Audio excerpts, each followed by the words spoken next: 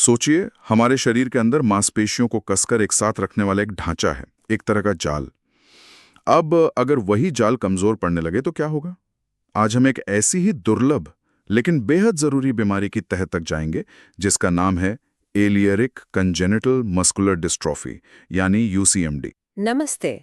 ये एक ऐसी दुनिया है जहां विज्ञान की सबसे बारीक जानकारी और इंसान की हिम्मत दोनों एक साथ देखने को मिलती है। बिल्कुल।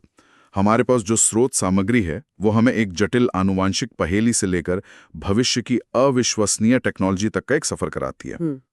तो आज का इरादा यह है कि इस मुश्किल टॉपिक की परतें उधेड़ें, इसे एकदम सरल भाषा में समझें, ताकि सारी बातें शीशे की तरह साफ हो जाएं। तो चलिए सीधे जड़ से शुरू करते हैं। जैसा कि आपने कहा, ये समस्या एक जाल से जुड़ी है। हमारे शरीर में कोलेजन 6 नाम का एक प्रोटीन होता है, जो मांसपेशियों की कोशिकाओं के चारों ओर एक मजबूत सहायक ढांचा बनाता है। यूसीएमडी में इसी ढांचे में गड़बड़ी हो जाती है।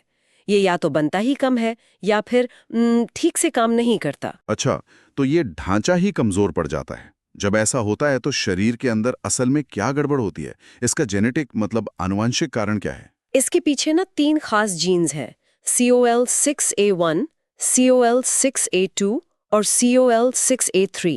ओके। हमारे स्रोत बताते हैं कि इन्हीं जीन्स में जब कोई बदलाव यानी कोई म्यूटेशन होता है तो कोलेजन 6 प्रोटीन का उत्पादन बिगड़ जाता है। और इसके नतीजे? इसके नतीजे सीधे और गंभीर होते हैं।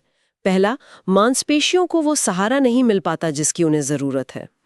और दूसरा, बिना सहारे के मांसपेशियां बहुत जल्दी थक जाती हैं, मतलब बहुत मामूली काम करने पर भी। मतलब ये सिर्फ थोड़ी बहुत थकान की बात नहीं है, इसका असर कहीं ज्यादा गहरा होता होगा। कहीं ज्यादा गहरा।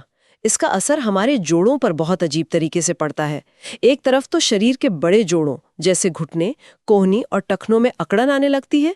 इसे जॉइंट कॉन्ट्रैक्चुअल्स कहते हैं। अच्छा। लेकिन यहीं पर एक बहुत ही अजीब विरोधाभास सामने आता है, जो इस बीमारी को समझने में और भी दिलचस्प बना देता है। विरोधाभास वो क्या है? ये तो बड़ा अजीब लग रहा है ना?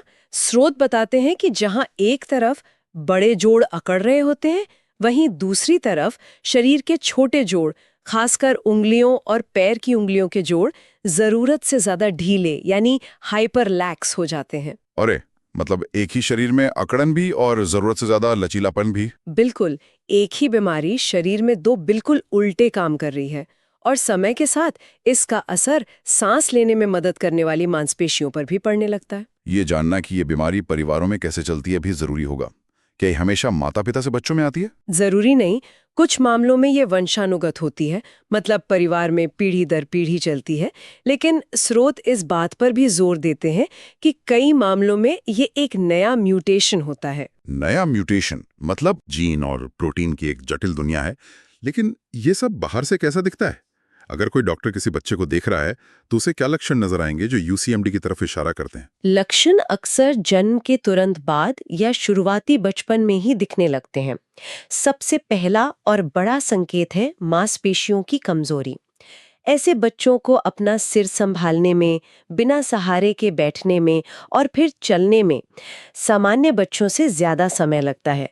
उनके हाथ पैर में वो ताकत नहीं होती जो होनी चाहिए। और वो जोड़ों वाली अजीब बात, अकड़न और ढीलेपन का विरोधाभास, क्या वो भी बाहर से दिखता है? बिल्कुल, वो इसके मुख्य लक्षणों में से एक है।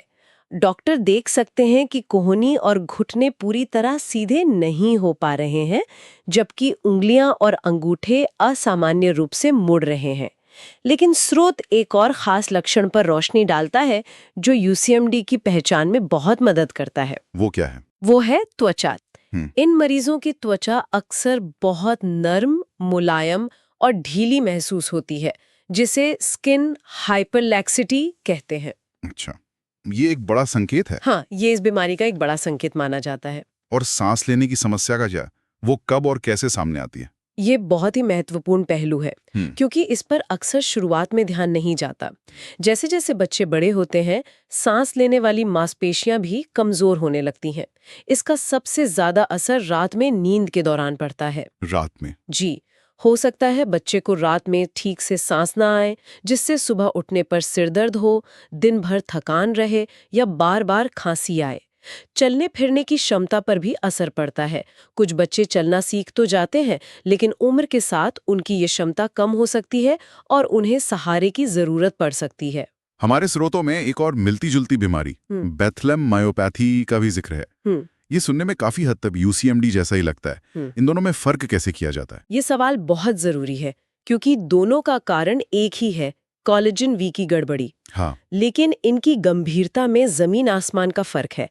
इसे ऐसे समझिए कि ये एक ही स्पेक्ट्रम के दो छोर हैं। अच्छा। यूएमसीडी स्पेक्ट्रम का गंभीर छोर है, जो जन्म से ही शुरू हो जाता है। वहीं बेथलेम मायोपैथी बहुत हल्की होती है और बचपन या उसके बाद धीरे धीरे सामने आती है। तो मतलब ये एक ही जेनेटिक गड़बड़ी के दो अलग-अलग रूप हैं, एक ज्यादा गंभीर और एक कम? बिल्कुल सही। यूएमसीडी में मरीजों की चलने फिरने की क्षमता जल्दी प्रभावित होती है, जबकि बेथलेम मायोपैथी में लोग ज्यादा लंबे समय तक बिना किसी सहारे के चल फिर पाते हैं। सही निदान के लिए इस अंतर को समझना डॉक्टरों के लिए बहुत जरूरी है, ताकि मरीज को सही देखभाल और सलाह मिल सके। ठीक है, तो अब हमें बीमारी की पहचान हो गई है। आगे क्या? स्रोत साफ कहते हैं कि इसका कोई स्थायी इलाज मतलब क्योर अभी मौजूद नहीं है, जो सुनने में थोड़ा निराशाजनक लगता है। तो फिर मरीजों और उनके परिवारों के लिए उम्मीद कहाँ है? और यहीं पर कहानी का सबसे दिलचस्प और उम्मीद भरा हिस्सा शुरू होता है। भले ही क्योर नहीं है, लेकिन केयर यानी सही प्रबंधन से जीवन की गुणवत्ता में जबरदस्त सुधार लाया जा सकता है। अच्छा, कैसे? इसके लिए कई मोर्चों पर एक साथ काम करना पड़ता है। सबसे पहले है फिजियोथेरेपी और स्ट्रेचिंग। ये जोड़ों को अकड़ने से रोकते हैं और शरीर में जितनी हो सके गतिशीलता बनाए रखते हैं। स्रोत में हड्डियों की देखभाल और स्कोलियोसिस का भी जिक्र है, वो क्या है? हाँ, ऑर्थोपेडिक देखभाल बहुत जरूरी है। मांसपेशियों की कमजोरी की वजह से रीढ़ की हड्डी